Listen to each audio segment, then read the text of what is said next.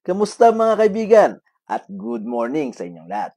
Kinoy TV po. Alam nyo ba mga kaibigan na dito sa Canada, 90% ng mga Pilipino dito ay nagtatrabaho 2 or 3 jobs. Ang alam kasi ng mga karamihan mga kaibigan, pag narinig nilang nasa Canada ka, ang iniisip nila marami kang pera.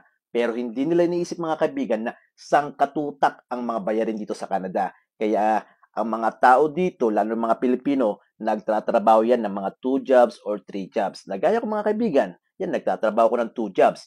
Para ngayon, araw ng Sabado ngayon dito sa Canada, ang full-time job ko, yan matatapos ako ng alas 8 ng gabi. And then, uuwi lang ako dito sa bahay, kakain, papasok na naman ako sa trabaho ko sa second job ko. Yan, ng alas 10 matatapos ako or makakauwi ako dito 1 a.m. na. And then the next day, Sunday, papasok na naman ako ulit sa trabaho sa aking full-time job.